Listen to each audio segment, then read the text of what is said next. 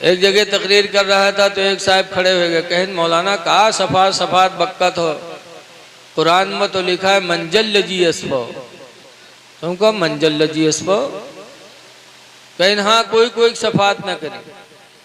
तो हमने कहा और आगे पढ़ो, आगे क्या लिखा है, जज़ाकल्लाह। तो कहते हम वो हाफिज थोड़ो जो तुमको पूरा कुरान सुने। हमने कहा हाँ तुमको आधी आयत रटाई गई है, अगर पूरी आयत रटाई जाती तो तुम गुमराह न होते। जी बेशक बेशक। तुम्हारा अकीदा न बिगड़ता, अफसोस कि तुमको आधी आयत रटाई गई। आयत कतर कतर के तुमको बताया गया। ऐसे एक जगह तकरीर हो रही थी कि नमाज पढ़ो बेनमाजी जहन्नमी है, तो एक साहब खड़े हुए कहते रहे मौलाना कहा वक़्त हो नमाज न पढ़ने वाला जहन्नमी कहा, तो और कुरान में तो लिखा है या अय्युहल्लज़ीना आमनू ला तक़रबुस्सलाह, ईमान वालो नमाज के करीब न जाओ। कुरान कहता नमाज के करीब न जाओ, तुम कहते तो नमाज नहीं पढ़ोगे जहन्नम में जाओगे। तो हम कहा और आगे क्या लिखा है, तो वह यही बात बताए, इसके हम पूरे कुरान के हाफिज थोड़ो। हमने कहा अगर तुमको पूरी आयत याद होती तो तुम ये बोली न बोलते। अल्लाह ताला ने नमाज के करीब जाने से कब मना किया। अल्लाह फरमाता है या अय्युहल्लज़ीना आमनू ला तक़रबुस्सलाह, ईमान वालो नमाज के करीब न जाओ। कब, वअंतुम सुकारा, दरा हाले कि तुम नशा में हो। बेशक बेशक।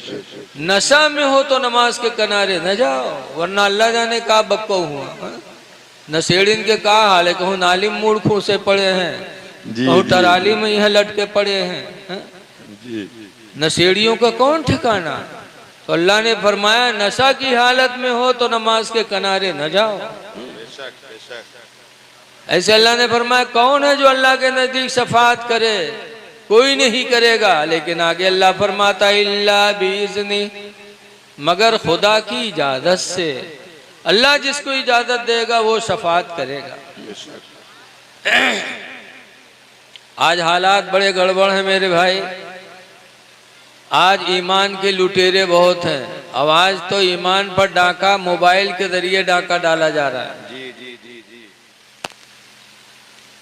आज लोग मोबाइल पे अपने नफ्स की बातें लिखते हैं, अपने मन की बात, और आखिर में लिख देते हैं अल हदीस, अल कुरान।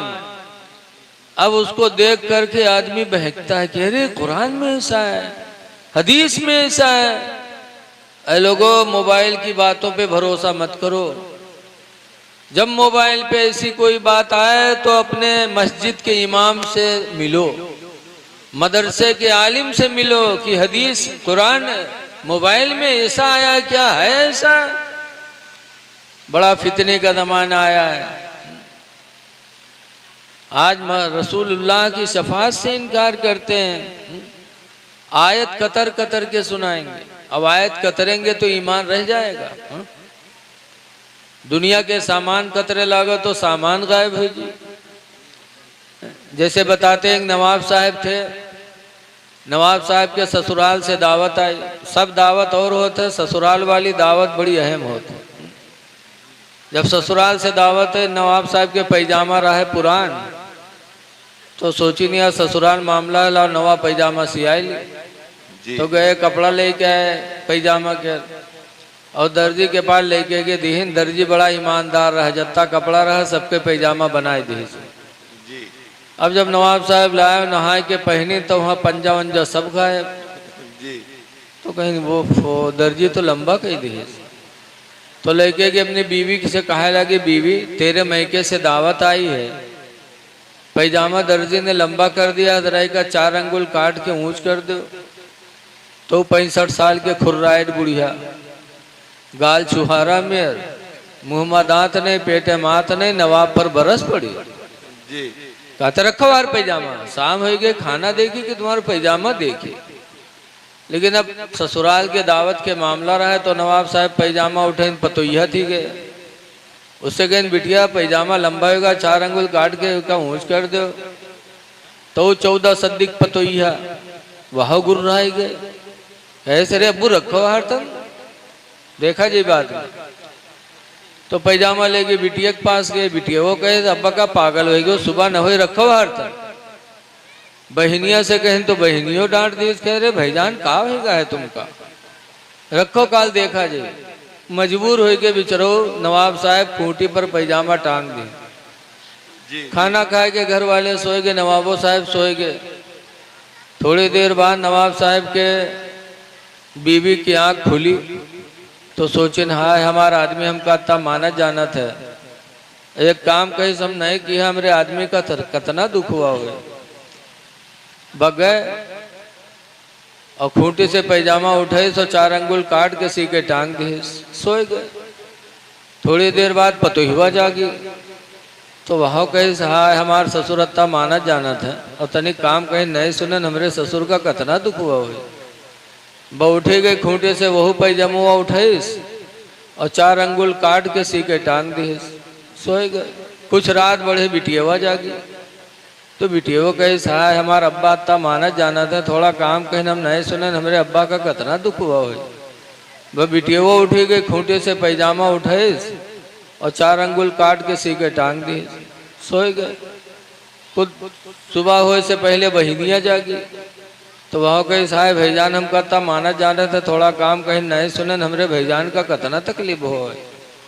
वह बहनियाँ उठी गई, खूंटे से पैजामा उठाए और 4 अंगुल काट के सी के टांग दिए, सोए गए। सुबह जब भय तो नवाब साहब की बीवी कहा था अरे जाओ पैजामा सही कह दिया है पहन लो। अब नवाब साहब की खुशी ठिकाना नहीं, जल्दी जल्दी नहाए नो, नहाए के बाद गए खूंटे से पैजामा उठे और जब पैजामा पहने तो पैजामा का हुआ नेकर हो गया जी। तब पैजामा, तब नवाब साहब अपन खोपड़ी पीटे लगे, कहीं हाय ला यू का हो गया। पैजामा कतरा गया तो पैजामा के बजाय नेकर हो गया, और कुरान की आयत कतरी जाएगी तो ईमान कहाँ रह जाएगा। जी सच्ची बात है बेशक। ऐ लोगों कोई भी बात सुनो तो पूरी बात सुनो, अधूरी बात ना सुना करो। नबी शफाअत करेंगे। बहरहाल नबी से मोहब्बत करो, मोहब्बत रसूल ही सबसे बड़ी दौलत है। बेशक बेशक। आज आला हजरत का झंडा हर जगह लहरा रहा है, क्यों? मोहब्बत रसूल की बदौलत।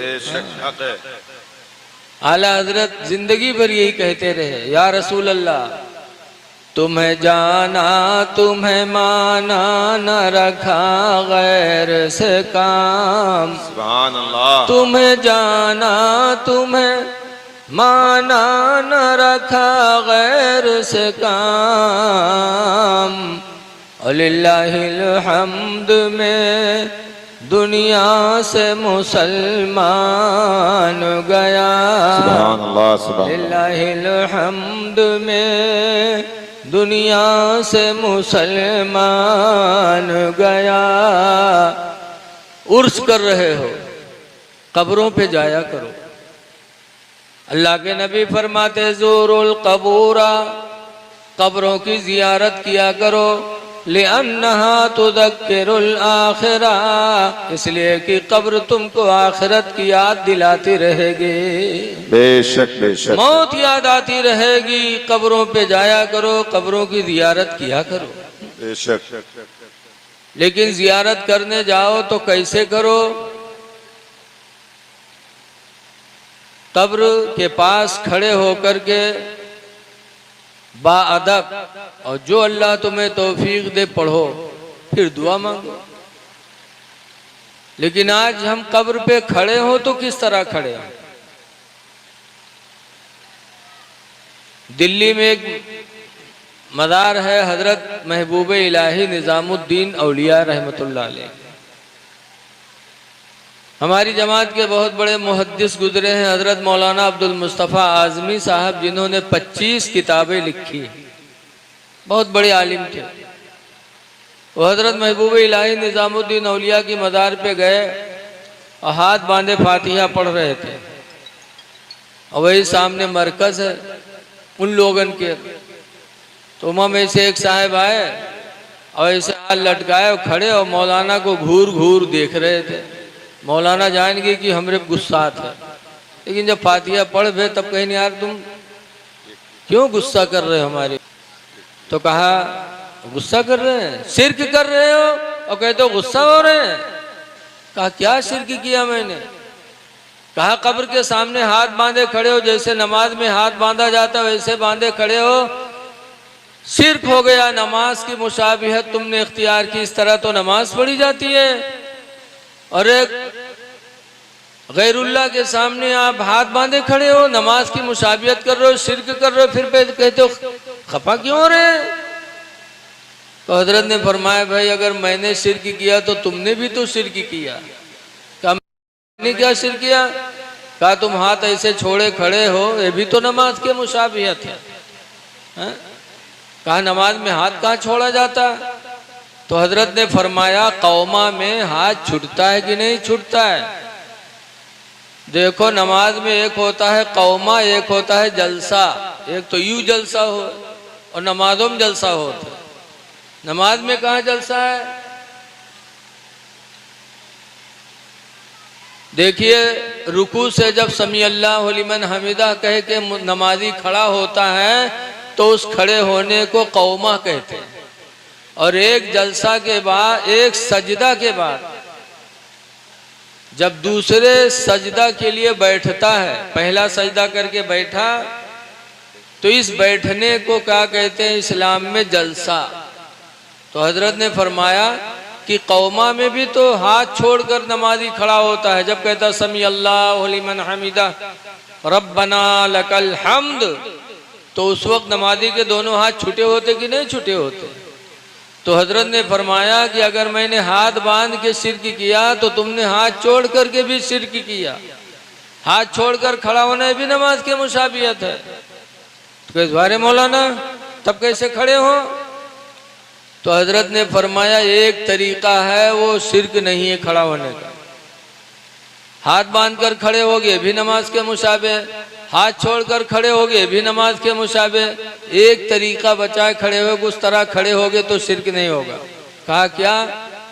तो हजरत ने फरमाया जब कब्र के सामने आया करो तो एक हाथ सर पर रखो, एक हाथ कमर पर रखो। जैसे इतना कहा वो खफा हो गया। हजरत ने फरमाया शिर्क का तुमने ठेका ले लिया है, हर बात पे शिर्क। शिर्क कहते हैं इंसान अल्लाह के अलावा किसी दूसरे को खुदा मानकर उसकी इबादत करे, इसका नाम है शिर्क। लेकिन जिसको देखो उसको शिर्क। बहरहाल है लोगों, कब्रों की जियारत किया करो। कब्रों पे जाने से मौत याद आती है। साहबे किराम मौत को याद करते थे तो गुनाह से बचते थे। हर वक्त मौत का ध्यान था उन्हें। हजरत उमर फारूक आजम रज़ी अल्लाह ताला अन्हु के साहिबजादे अब्दुल्ला मदीने के मदरसे में पढ़ते थे। एक दिन नहीं गए तो हजरत उमर ने कहा बेटा पढ़ने नहीं गए? कहा जब तक आप मुझे नया कपड़ा नहीं बनवा के दोगे मैं नहीं जाऊंगा। कहा क्यों बेटा? कहा ये कपड़ा पहन के पुराना, मैं कल पढ़ने गया था तो मेरे साथी ने ताना मारा था, कहा था तुम अमीरुल मोमिनीन के लड़के और इस तरह कपड़ा पहन के आते हैं। हम सब आम आदमी के लड़के, हम लोग अच्छे कपड़े में आते हैं। तो अब्बा जब तक आप मुझे नया कपड़ा नहीं बनवाओगे मैं नहीं जाऊंगा। तो हजरत उमर रज़ी अल्लाह ताला अन्हु अमीरुल मोमिनीन थे, पूरी दुनिया के प्रधानमंत्री थे समझो। लेकिन हजरत उमर की सादगी का आलम देखो, अमीरुल मोमिनीन है लेकिन बच्चे को कपड़ा बनवाने के लिए पैसे मौजूद नहीं है। तो अपने खादिम को बुलाया और फरमाया या खादिम इज़हब इला बैतिल माल, ऐ मेरे खादिम तुम बैंक चले जाओ, वकुल खादिन बैतिल माली, और बैंक के मैनेजर से जाके कह दो युती अरबात रूबियत अला इसमें उमर अब्निल खत्ताब दैना, कि उमर के नाम पर वो 4 रुपया कर्जा दे दे। उल्लमा यक़दी शहरी, जब मेरा महीना पूरा होगा तो मेरी तनख्वाह से वो काट लेंगे। जाओ 4 रुपया कर्जा मांग लाओ ताकि मेरे लड़के का कपड़ा बन जाए। अमीरुल मोमिनीन है। वो खादिम बैंक गया, जब बैंक के मैनेजर से कहा तो बैंक के मैनेजर ने कहा कि जाके अमीरुल मोमिनीन से कह दो कि उन्होंने कहा जब मेरा महीना पूरा होगा तो मेरी तनख्वाह से काट लेंगे। जाके कह दो कि इस महीना के मुकम्मल होने तक अपनी जिंदगी की जमानत लिख के दे दें कि जब तक महीना पूरा नहीं होगा वो जिंदा रहेंगे। जाके जमानत लिखवा लाओ वरना मैं दे दूं और उससे पहले अमीरुल मोमिनीन का इंतकाल हो जाए, तब ये आम मुसलमानों का माल है, कौन देगा। जाके उनसे चिट्ठी लिखवा लाओ कि महीना के पूरा होने तक उनकी जिंदगी की जमानत वो दे दे। वो खादिम आया, हजरत उमर ने फरमाया लाए, कहा हुजूर बैंक का मैनेजर कह रहा है कि जाके कह दो कि इस महीने के मुकम्मल होने तक अपनी जिंदगी की जमानत लिख के दे दे। जब हजरत उमर ने सुना तो रो पड़े और रो करके अपने बेटे अब्दुल्ला के सर पे हाथ रखा, कहा बेटा जाओ पढ़ो, अगर अल्लाह ने जिंदा रखा महीना पूरा हुआ तनख्वाह मिली तो तुम्हारा कपड़ा बनेगा, वरना अल्लाह जो चाहेगा करेगा। बैंक का मैनेजर मुझसे पूरे महीने की जिंदगी की जमानत मांग रहा है, बेटा पूरा महीना क्या मैं तो अपने जिंदगी की एक लम्हे की भी जमानत नहीं दे सकता, खुदा जाने किस वक्त बुलावा आ जाए। ये सहाबा थे जो हर वक्त मौत को याद करते रहते थे। ऐ लोगों मौत को याद करो। आज हजरत शहीद मर्द रहमतुल्लाह अलैह के उर्स में आप आए हैं। दुनिया से बहुत से लोग जा रहे हैं लेकिन उर्स सबका नहीं मनाया जा रहा है। उर्स उसी का होता है जिसने पूरी जिंदगी अपने खुदा को राजी किया। मौतें भी तरह तरह की आती हैं। आज हमारे तुम्हारे पास मलकुल मौत आते हैं पता नहीं चलता, लेकिन अल्लाह वालों की शान देखो, मौत किसी को छोड़ा नहीं। हजरत मूसा अलैहिस्सलाम अल्लाह के नबी हैं। हजरत मूसा अलैहिस्सलाम के पास भी मौत का फरिश्ता आया था। आया मौत का फरिश्ता, सलाम किया। हजरत मूसा अलैहिस्सलाम ने जवाब दिया। पूछा कैसे आना हुआ? कहा आपकी रूह निकालने आया हो। मूसा अलैहिस्सलाम ने कहा अभी दीन का काम बाकी है और तू रूह निकालने आ गया। खींच के एक तमाचा मारा मलकुल मौत, इतनी जोर से मारा कि मलकुल मौत की आंखें बाहर हो गई। बेचारे वापस चले गए। अल्लाह की बारगाह में जाकर कहते हैं अल्लाह की जलाली के पास भेज दिया था, उसने तो तमाचा मारा मेरी आंखें निकल आई। कहते हैं अभी दीन का काम बाकी है। अल्लाह ताला ने अपनी कुदरत से उनकी आंखों को सही फरमाया। फिर फरमाया अल्लाह ने जाओ फिर मूसा के पास और जाके कह दो कि अभी मरना नहीं चाहते हैं तो किसी बैल के पीठ पर हाथ रख दें। जितने बाल उनके हाथ के नीचे पड़ेंगे हर बाल के बदले में उतने साल की उम्र उनकी बढ़ा दी जाएगी। जाओ कह दो बैल के पीठ पे हाथ रख दें। बैल तो आप लोग जानते हुए हो, अब वो पहचाने में दिक्कत है, जगह जगह टहरत है। खेती बचावे का आफत है। एक तो वो बैल है सड़वे और एक हमरे तुमरे इंसानों में यह बहुत से बैल टहलत है। इंसानों में बैल होते कि नहीं होते? बहुत बैल है मेरे तुमरे में। हमारे उधर एक मदरसा चलता है पिरबितनी दरगाह पे, वहाँ के मोहतमिम मौलाना अली हसन फारूकी अलैहि रहमा इंतकाल कर गए। पान ज़्यादा खाते थे हजरत। एक दिन बाहर टहल रहे थे, थूकने की ज़रूरत पड़ी तो मदरसे के एक लड़के से कहा बेटा कमरे में उगलदान रखा है उठा लो। तो देहात के लिए का उगलदान कहा जाने, यहूँ बहुत से न जानत हुई हैं। अरे उगलदान जिमा थुक्का जाता गोल गोल होते। लड़का से कहने बेटा कमरे में उगलदान रखा उठा लो। देहात के लड़का जाना न रहे, गवाह पूरा कमरा ढूंढ के चला हो। कहे हजरत तुम्हारा उगलदान नहीं है। तो हजरत ने फरमाया उसी में है, जाके देख। तो दोबारा फिर गवाह ढूंढ के चला हुआ, जाना तो तब तो उठा लावे। तो हजरत गए, कहा देख वो रखा है उगलदान, उसी को कहते हैं उगलदान। जब वो उठाए देखे तो क्या हजरत इमा कोनो सार थुक मारी से, हजरत इमा कोनो सारा थुक्की से। तो हजरत ने फरमाया बैल कहीं कहीं ले आओ। तो इंसानों में भी बैल होते बेचारे जो नहीं जान पाते कुछ। मूसा अलैहिस्सलाम को जब हुक्म हुआ कि बैल के पीठ पे हाथ रख दो, जितने बाल उनके हाथों के नीचे पड़ जाएंगे उतने साल की उम्र बढ़ा दी जाएगी। हैदराबाद के आदमी हो तो हाथ है न रखत पूरी पिठियवा सोहरावत है, कितने बाल आ जाए हमारे अंदर, हाँ, मरी ना। हाँ। लेकिन मूसा अलैहिस्सलाम को जब हुक्म मिला तब मूसा अलैहिस्सलाम फरमाते हैं कि उतने साल जब पूरे हो जाएंगे फिर, तो मलकुल मौत ने कहा तो फिर मैं आऊंगा। तो मूसा अलैहिस्सलाम ने फरमाया जब तुझको आना ही आना है और मुझे मरना ही मरना है तो जैसे कल वैसे आज रूह निकाल ले। रूह निकाल लिया, मूसा अलैहिस्सलाम का विसाल हो गया। ऐ लोगों, ये अल्लाह वालों की मौत है।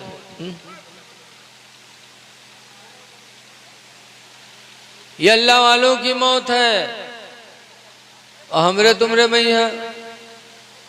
देखा जाता है बप्पा बीमार है, लड़का घेरे बैठे, अब्बा ही बात अब्बा वो बात अत्ते में कहता अरे बप्पा गए सट्ट से गायब, हाय बप्पा गए, को आवा को लई के गवा कोई पता नहीं।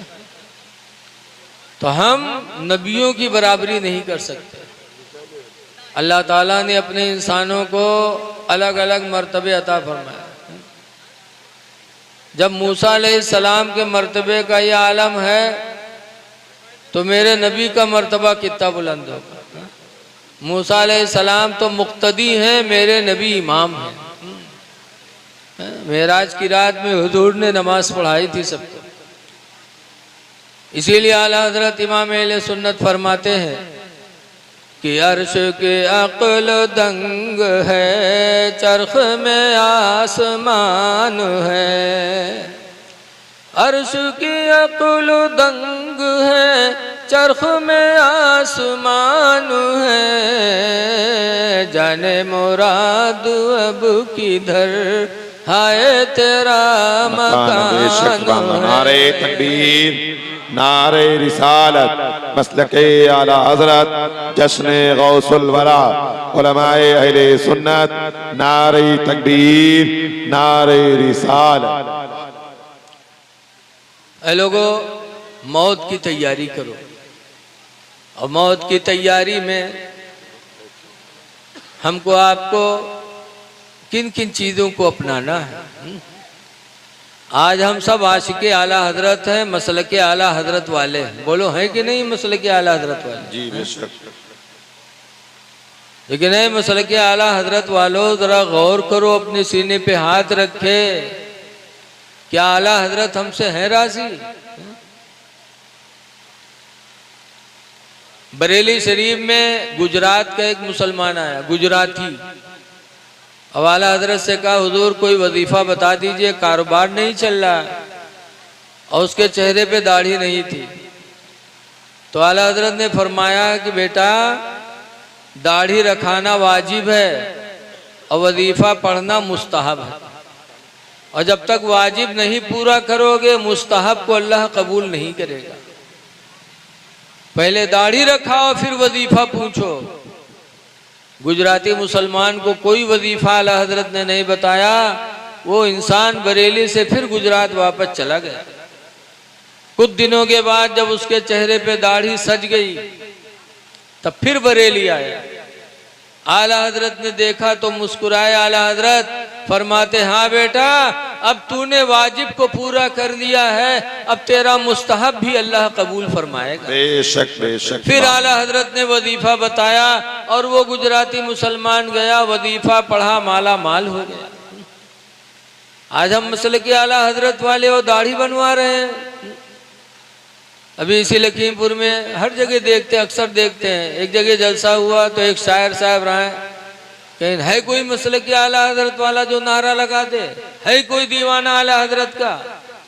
कौनों नहीं खड़ा हुआ, एक ठोर बैलहा खड़ा हुआ, पैंट अलग जाए, बूसट अलग जाए, इतना गंदा और मुंह में पुकार खाए, मुंह करिया करिया बुझवन के बाहर लागे, और न टोपी न कुछ, खड़ा नारे तकबीर मसल के आला हजरत।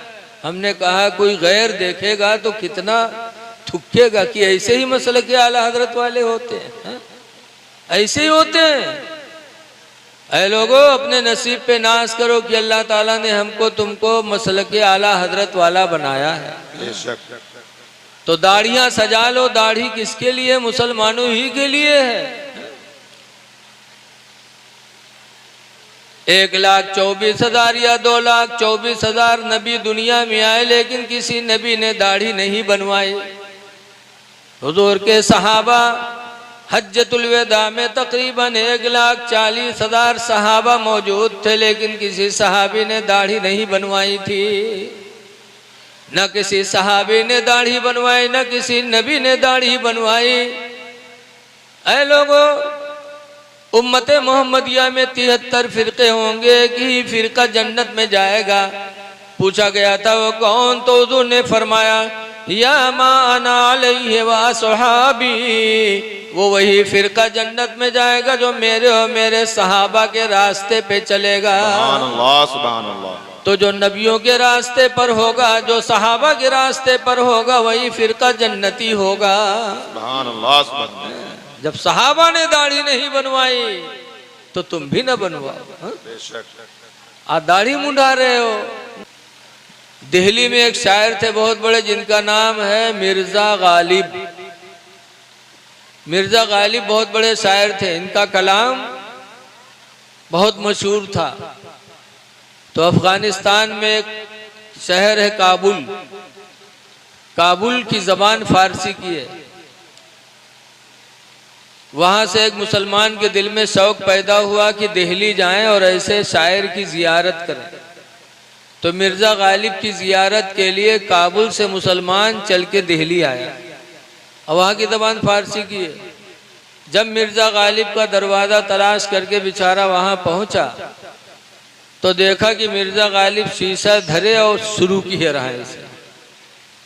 वो काबुली मुसलमान देखा तो तड़प गया, कहा अल्लाह, मैं जिसको देखने के लिए अफगानिस्तान से आया था उसका हाल ये है। तब काबुली मुसलमान ने कहा था, जनाबे आगा मुसलमान हस्ती, जनाब मुसलमान हो तुम, व रेशमी तराशी, और दाढ़ी छील रहे हो, दाढ़ी के बाल छील रहे हो। तो मिर्जा गालिब शायर थे, कहा भले रेशमी तराशम, हाँ हाँ मैं बाल छीलता हूँ, दिले कसेरा नमी तराशम, मैं किसी का दिल नहीं छील रहा हूँ। कहा मैं बाल छीलता हूँ दाढ़ी से, किसी का दिल नहीं छील रहा हूँ। तब अफगानिस्तान के उस मुसलमान ने कहा था, दिले रसूलुल्लाह मी तराशी, तुम रसूलुल्लाह का दिल छील रहे हो। दिले रसूलुल्लाह मी तराशी, तुम रसूलुल्लाह का दिल छील रहे हो। 3 मरतबा ये बोली उस अफगानी मुसलमान के जबान से निकली कि दिले रसूलुल्लाह मी तराशी, तू रसूलुल्लाह का दिल छील रहा है। 3 मरतबा कहने के बाद एक हुचकी आई और अफगानी मुसलमान बेहोश होकर जमीन पे गिर गया। जब बेहोश होकर जमीन पे गिरा, उसे चक्कर आ गया कि मुसलमान हो क्यों दाढ़ी छील रहा है, और कहता मैं किसी का दिल नहीं छील रहा हूं। मिर्जा गालिब ने हवा का झोंका दिया।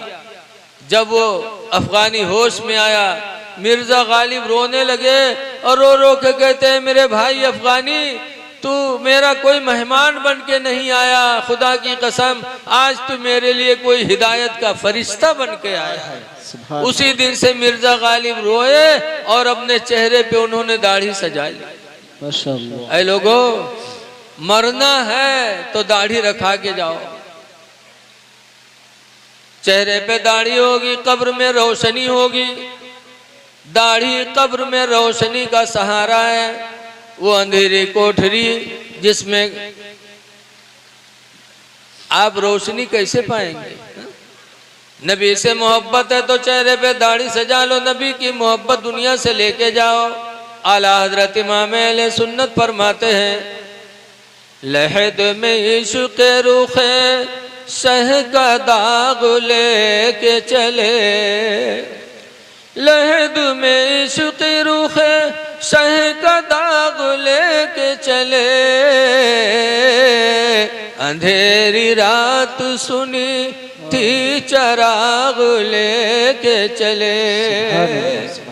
कब्र में रोशनी अगर होगी तो मोहब्बत रसूल की बुनियाद पर, आमाले सालिहा की बुनियाद पर। इसलिए मुसलमानों, जियो तो मुसलमान बन के जी लो। अल्लाह फरमाता वाला तमूतुन्ना इल्ला व अंतुम मुस्लिमून, ऐ मुसलमानों तुम हरगिज हरगिज न मरो मगर मुसलमान बन के मरो। जाओ दुनिया से मुसलमान बन के। इसलिए मौत का वक्त मुकर्रर नहीं, खुदा जाने किस वक्त बुलावा आ जाए। तो ऐ मेरे नौजवानों, चेहरे पे दाढ़ियां सजा लो। रात मिली है, दिन मिले कि न मिले, इसलिए मौत को याद करो, मुसलमान बन के जी लो। लेकिन आज अफसोस है कि अगर कोई दाढ़ी रखाए लेते तो कि बिहावे जल्दी नहीं लागत। हाँ, हमरे नानपारा में एक मौलाना साहब हैं, उम्र उनके ख़त्म हो चुकी है, सिर्फ दाढ़ी की वजह से उनके बिहाव नहीं हुआ। लेकिन उन्होंने जिद कर लिया कि मैं दाढ़ी नहीं बनवाऊंगा, दाढ़ी की वजह से बिहाव नहीं। एक बिटिया रहा, एक आदमी के बिटिया वक्त शादी लागे, एक लड़का के साथ है, तो बपुआ गवा देखे कि लड़का वक्त देख तो ली, तो वहाँ गवा देखे तो लड़कवा दाढ़ी रखाया रहा है। तो बपुआ कहते ये तो मुल्ला है हो, ये का कमाई का खवई छोड़ो, कोनो पैंट बूसट वाला ढूंढो। तो पैंट बूसट वाला मिल गया, जो जैसे ढूंढता उसको वैसे मिल जाता। पैंट बूसट वाला मिल गया, शादी तय हो गई। जब शादी की तारीख आई तो का दुल्हा बनावे खातिर नौभावे चले। पहले ज़माने में यह नौभावा जाता रहा।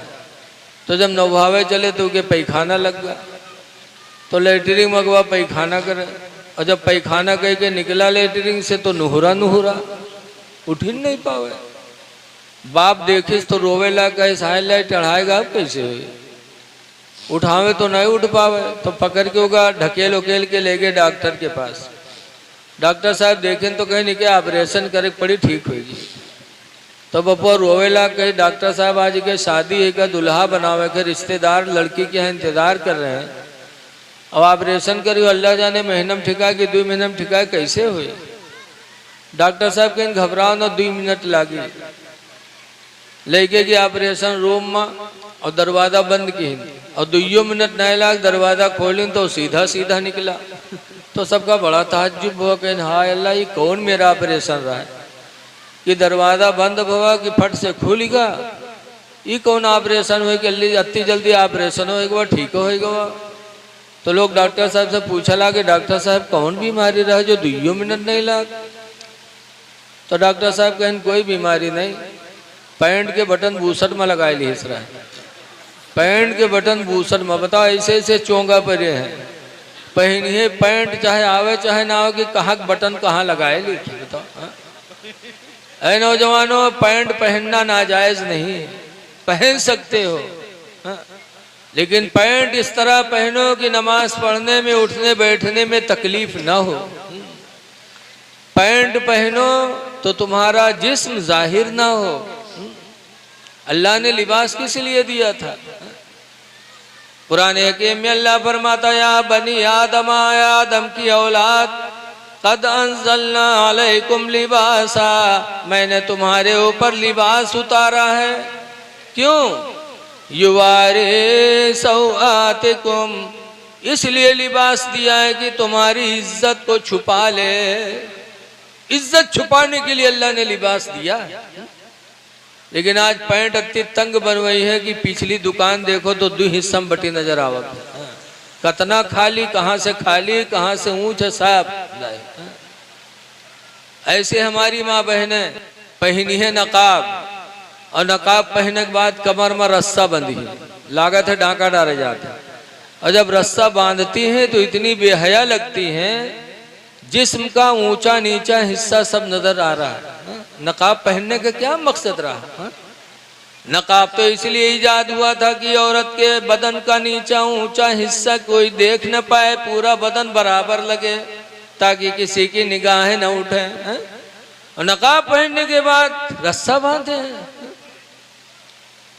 इसीलिए अल्लाह के नबी ने 1400 साल पहले फरमाया था, अन अबी हुरैरा काला काला रसूलुल्लाह, हजरत अबू हुरैरा से रवायत है, फरमाते अल्लाह के नबी ने इरशाद फरमाया कि एक ज़माना ऐसा आएगा कि कासियातुन, औरतें लिबास पहने होंगी, आरियातुन, फिर भी वो नंगी होंगी।